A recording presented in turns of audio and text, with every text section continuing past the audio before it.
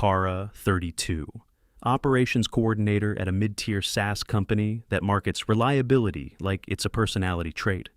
My whole job is keeping tiny fires tiny so customers never see the dumpster behind the curtain when dashboards stay green. Leadership calls it flawless execution and inhales the credit.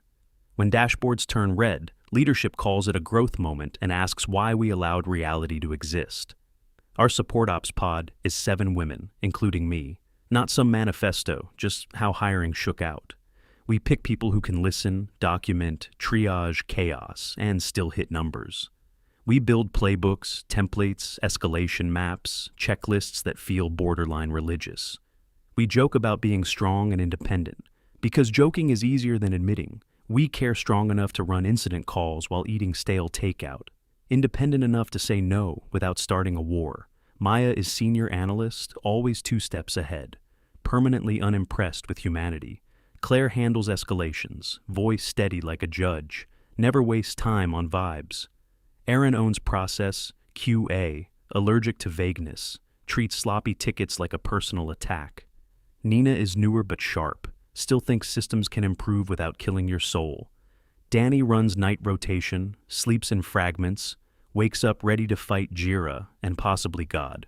Rachel owns metrics, turns numbers into stories. And those stories usually end in, "This is bad," and floating around us like a cheerful satellite. Is Olivia from People Ops, who says alignment like it solves outages. Olivia isn't malicious, she just genuinely thinks feelings can fix production if you workshop them enough for months. Everything is stable, and stability makes leadership bored enough to invent problems. They discover single points of failure, like they just discovered gravity. One Monday my director pings me for a Zoom camera on, soft voice. Close-up smile starts with, "You're doing great," which always means something annoying is coming next. He says we're launching a stability initiative. My brain hears spreadsheets gasping for air. Then he says they're assigning us a temporary system support liaison, just for stability, he repeats. Like saying it twice makes it make sense. I say yes because saying no gets labeled not collaborative, and suddenly raises disappear.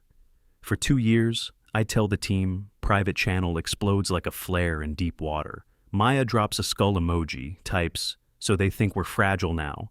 Aaron immediately asks if we're being audited because she smells trouble, like a storm, rolling in. Claire types, "We don't need supervision," and somehow makes it sound surgical. Danny says, "If he touches my workflow, I quit," then adds a laughing emoji. She doesn't mean. Rachel asks if this counts as headcount, because support always gets sacrificed. First, we decide to treat it like weather, not an insult, because being an adult is just quiet coping. We set up a spare desk, accounts, calendar slot. Like we're installing a new appliance Tuesday morning. He shows up 10 minutes early, plain backpack, blank hoodie, no logos. Name's Ethan Keller, late 30s, maybe early 40s. Face of someone who doesn't sleep deeply. No stickers on his laptop, no small talk, energy, no handshake performance, just a quick nod, says, "Hey," like he's walking into a garage to fix something, sits down, opens laptop, starts typing, like he's already late. We run stand-up, tickets, priorities, throw in small jokes to keep it human. Ethan sits there the whole time, quiet, like a chair that breathes, not rude, just not present. I ask if he needs anything, because I'm the lead, and politeness is part of the costume. He looks up like he forgot we were here, says, "Nah, I'm good," goes back to typing. Day 1. Nothing obvious happens day 2. Same thing day 3. Still nothing visible. He arrives early, leaves exactly at 5. Never joins lunch. Never asks anything personal, not hostile, just blank, and blank starts to feel like judgment. When you're already tired, then the first bit of friction shows up small, but real. Aaron notices our internal ticket form is routing to a dead queue instead of Claire's queue. Normally we file a tooling ticket and wait, because config is in our lane. Aaron logs it, sets priority medium, we move on because the day is packed. 2 hours later, the routing is fixed. No comment, no update, ticket untouched. Aaron checks logs because she collects evidence like trophies and hates unanswered questions. Sees Ethan made a config change 10 minutes ago. Perfect match to the fix. He fixed it without saying anything. No ticket process, no heads up, like someone walked into our kitchen, moved everything, cleaned up, and left. Feels invasive. I walk over, keep my tone neutral, because that's the job. Ask if he changed routing. He says, yeah, like it's the most obvious thing in the world. I explain changes need to go through tickets for audit, visibility, accountability. He nods once. No pushback, no apology, no explanation. Just goes back to typing hard to argue with someone who refuses to engage conflict, needs oxygen, and he gives none. Maya types in chat that he's bypassing us, and bypassing feels worse than being insulted. Danny says she hates him more for being quiet than she would if he was arrogant. Tessa types, leadership is going to love this because invisible labor is the easiest to harvest. We decide to formalize boundaries, write a document, polite but firm, define how liaison work is supposed to flow, who approves changes, where notes live, how updates get logged, who signs off, make it airtight but still collaborative enough not to get flagged as difficult. Send it to Ethan, wait for literally any sign of personality. He replies, okay, no period, no follow-up. Nothing like a door quietly shutting in your face, Maya says. That's passive-aggressive. Danny says it's serial killer minimalism. Nina says maybe it's just his style. Aaron wants him removed on principle. Claire wants compliance. I just want control of our space. Back. Right on cue, Olivia from People Ops materializes like she can smell tension through walls. Schedules a trust and integration session, calls it a circle. Maya goes silent immediately. We sit in a conference room, Olivia smiling gently. Ethan silent, my patience barely hanging on. I explain the mismatch, Olivia layers in feelings. Language Aaron adds process concerns. Claire outlines risk. Ethan listens the same way. He stares at his screen, focused, blank.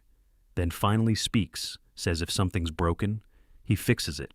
Says he can stop if we want. Says just tell him what we want. No emotion, no defensiveness. Nothing for Olivia to work with. Her expression dips slightly because there's no conflict to guide. Maya says, follow ticket flow. Aaron says document everything. Claire says, route through the pod, lead. Ethan nods, says, okay, meeting ends. Before Olivia can even get momentum, Olivia sends a long recap email. Bullet points, expectations, shared values, all the usual. Ethan replies, thanks, and that's it. Thread dies instantly after that. He mostly follows process and it should feel better, but it gets weirder because now his usefulness is obvious steady. Consistent like a machine running just a little too perfectly small. Issues vanish before we even finish noticing them, like someone's cleaning up behind us, without asking latency spikes, disappear, mid-incident, write-up, fix already deployed. Before we finish typing, a webhook dies and resurrects before our response is even sent. It's helpful and also quietly humiliating because it skips the part where we get to feel competent. We keep making the strong and independent jokes, but now there's an invisible footnote. Nobody wants to say out loud. Ethan never complains about our chatter, never reacts to Olivia saying alignment for the 10th time, never joins in on anything, just types, drinks coffee from a beat-up metal mug and leaves exactly on time. Every day, one afternoon, I notice his lunch rice, chicken, hot sauce, apple in an old container. No aesthetic, no effort to impress. Just fuel that efficiency irritates me, because it feels like he doesn't need to try to be liked, Aaron whispers. He's like a tool that just works. Maya whispers, that's the worst kind. Then Friday night hits, because production loves chaos and hates sleep, 2:11 a.m. Phone buzzing non-stop, dashboard, glowing red like an alarm support tool, won't load timeouts everywhere, queue filling fast. Danny pings war room, calm but sharp. We jump into procedure, declare incident, open timeline, start drafting customer comms, page on-call engineering. We do everything right because we're actually good at this. We've practiced this like a routine. Engineering responds, investigating. Then silence like they vanished. ET says, not our system. Someone else says, multiple anomalies. Everyone starts hinting it's upstream. Customers don't care. They just want it fixed in the middle of the noise. Ethan appears in the channel. No greeting asks, is it the auth service? Maya replies, yes. Ethan says, okay, and disappears again. Irritation spikes. Cryptic isn't a communication style. It's just annoying. 2 minutes later, he drops check cert expiry channel, goes quiet in a different way. Engineering replies, "Oh," which is the worst possible word. During an outage, they find an intermediate certificate expired, push. A fix restart nodes, services come back, tool, loads again, queue, slows. Everything stabilizes around 2:47 a.m. We're exhausted but operational. Write the post-mortem skeleton update customers, close loops, pretend we're fine. Monday, Olivia schedules an incident, Retro calls it holding space after disruption. Maya shows up looking like she's at a forced dentist visit. Olivia asks what the outage activated in us. Erin says it activated her hatred of certificates. Danny says it activated her caffeine dependency. Rachel pulls up a chart to dodge feelings entirely. Olivia asks Ethan how he experienced it. He says it was a cert, then nothing. Olivia looks like someone handed her an empty gift box, then pivots into talking about resilience, leadership posts, a recap, praising engineering, teamwork, collaboration, lots of emojis, confident tone, like everything went exactly as planned. He doesn't get mentioned in the recap, no shout out, no credit, and he doesn't react at all. Somehow, that makes it worse. Monday morning, he walks in like nothing happened, same hoodie, same boots, sits down, starts typing, and something in the pod shifts. Nina starts saying, maybe we should ask Ethan before finishing triage, like he's part of the system. Now Danny just forwards him, tickets without a word, like passing a wrench to a tool. You trust Erin still hates his minimal notes, but she hates waiting on fixes. More Maya actually pauses when he talks, which for her is basically respect, and that unsettles me. Claire says thank you once, and it hits like a meteor because Claire does not hand out gratitude casually. I start tightening process because rules feel like control when your ego takes a hit. I ask Ethan to write fuller notes, cause, fix, risks, mitigations, because audits exist and I need cover. He says it's all in the logs and he's technically right, but logs aren't communication. My whole job is communication, keeping blame and confusion from multiplying. Olivia tells me documentation creates psychological safety. I tell Olivia auditors want paragraphs, not feelings. She nods like she's already planning a workshop. I try not to sigh, then we get a small issue. Should be simple, turns into something bigger.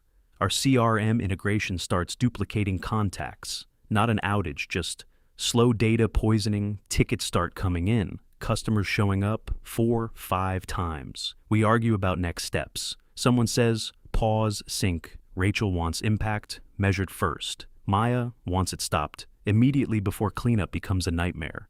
Ethan walks over, doesn't say a word, drops a sticky note on my desk. 3 steps, neat handwriting, pause, job, export, delta, replay, after, fix.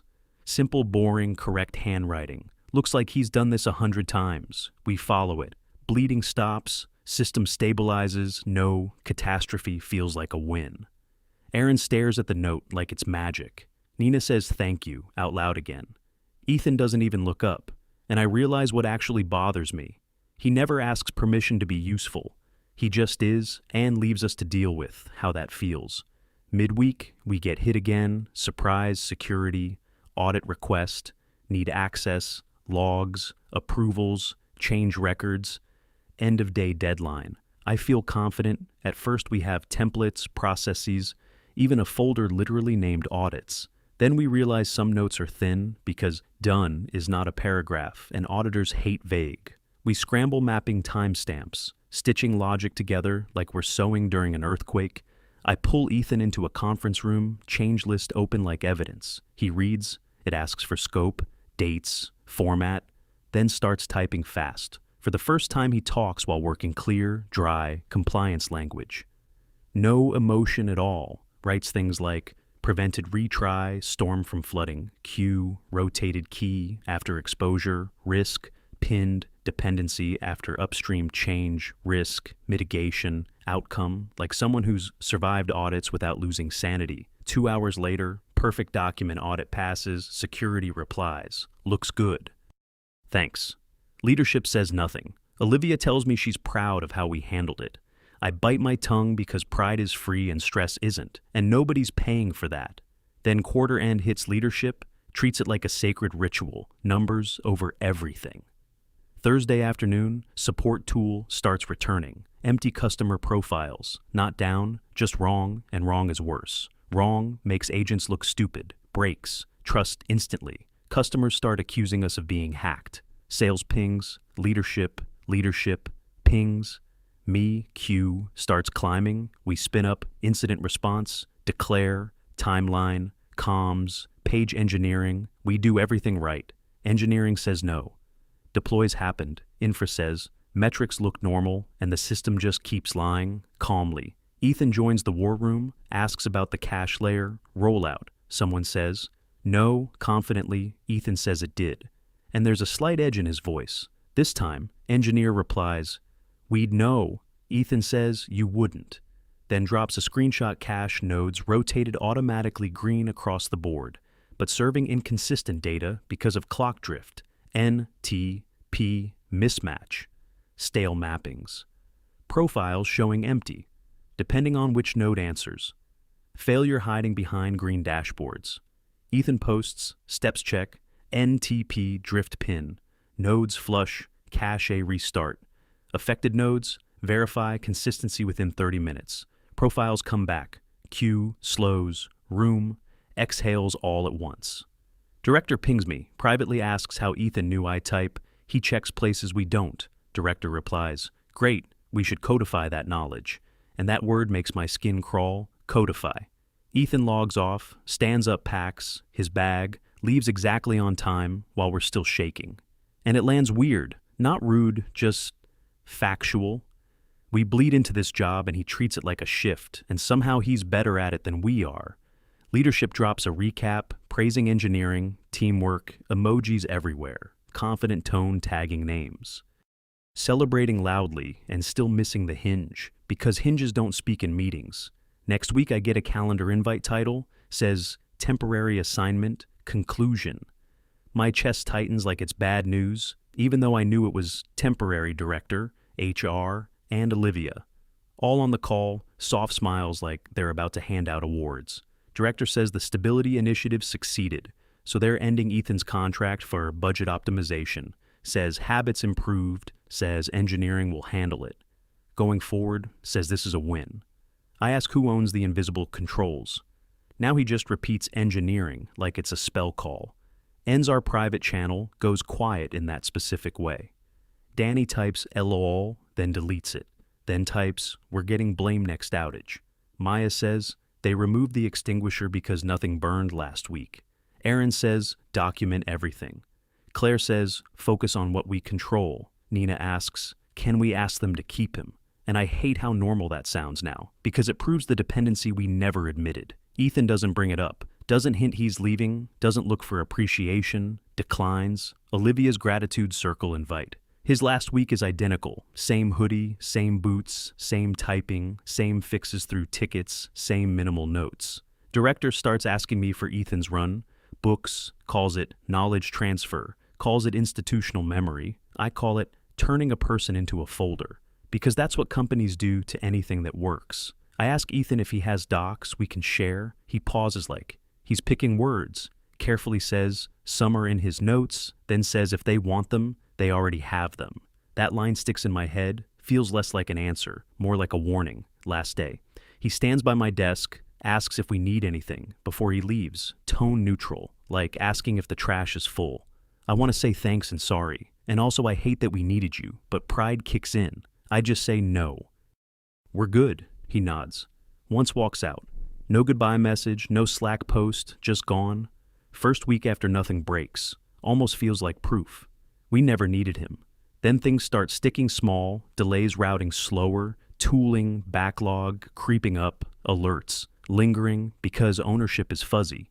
Engineers reply, can you reproduce? We say, it's prod. They say, like it's a puzzle. We follow up, more nudge, more politely, beg, while calling it collaboration. Our job shifts less. Fixing more, waiting and waiting, eats morale, quietly. Danny sleeps with her phone under her pillow. Now Aaron builds a spreadsheet, tracking delays, column, names sharp enough to cut. Rachel titles, charts like jokes with teeth. Claire gets quieter, which means she's tired. Nina tells me she's applying elsewhere. Says she's done buffering ownership fights. I tell her, I get it. Feels like handing someone a napkin while the room floods. Then leadership announces a new improvement, a new escalation. Form 10 fields. Half impossible to fill, mid-incident, so it's delay pretending to be control. Maya laughs. Aaron calls it sabotage. Claire says comply and document impact. Nina says Ethan would hate this. Room goes still. Because she said his name, like he was infrastructure, like something missing, like a dependency. We refuse to label. We don't say it out loud. Still too proud, still allergic to admitting reliance. So we work harder. More dashboards, more checks, longer updates, nobody reads. Then a messy outage hits middle of the day, customers posting screenshots, sales yelling in caps. Director pings me, can we get ahead of this? Which means fix it and protect him. Engineering busy, infra busy, everyone busy queue keeps growing. Anyway, I do something I swore I wouldn't, because pride has a limit, and I hit mine. I look up Ethan on LinkedIn, simple profile, no quotes, just independent system, support, open message box. Stare at it, feels like admitting something. I don't want to say. I type one line, not begging, not pretending either. Hey, we've got an incident. Could use your eyes. Hands feel cold. I hit. Send pop-up appears, says this account is now automated. Stomach drops instantly. I miss the line, converted to workflow. Bot. Phone buzzes, reply, already there. Not just okay, this time, full message, still not human. Acknowledged. Then a clean 4-step checklist. Check certificate chain, check N, T, P, drift check, cache, consistency, confirm, routing and retries. Formatted perfectly, like a neat little cage, same gray circle account. Shows up in our war room, already has access. People react with thumbs up, because people trust confident-looking tools. Olivia posts, love this proactive support, because she believes tools solve tension. Danny types, what the hell? Aaron goes completely silent. Maya pings me, privately sends a screenshot from announcements I never saw. Says Ethan's notes and runbooks were ingested into a stability workflow for scalability. Leadership calls, it knowledge, democratization. Calls it efficiency, calls it stability. Doesn't call it stripping a person down to a checklist. Engineer asks the bot about a weird edge case. Bot replies, acknowledged, then repeats the same checklist. Because it doesn't know when it's wrong. It has surface knowledge, not judgment. Outage cools off slowly. Not because of the bot, just because someone eventually finds the fix. Director posts, great save team. Praises the new workflow, like he personally solved it. Bot posts another, acknowledged, like a ghost, nodding in the corner. Later that night, I scroll through old messages with real Ethan, short but alive context, timing, judgment. The bot messages feel sterile, copied knowledge with no eyes behind it. His last sentence comes back to me. If they want them, they already have them. And now it finally clicks. He knew they'd take everything useful. We're still strong, still independent. That part was never false. The lie was thinking, strength means no one will try to package you next morning. Director schedules, another meeting, title says, stability review invites all of us. Like we're part of the set. The bot is invited too, accepts instantly. Of course it does. Maya messages me, update your resume. Aaron says she's printing records. Danny says she's exhausted. Nina says she has an interview. Claire just sends a meeting. Time. I stare at the invite, then at the bot, then at the empty desk. And it clicks. We didn't lose an argument. We didn't get defeated. We just got optimized. I close the invite without answering. Small move, feels bigger than it is. I open a blank document, start writing our own playbook. Not in the company, wiki, not for leadership, just for us. Because if they want it, they'll take it anyway. So I make sure it still sounds human. Long sentences, real context, the part they can't easily turn into a tool.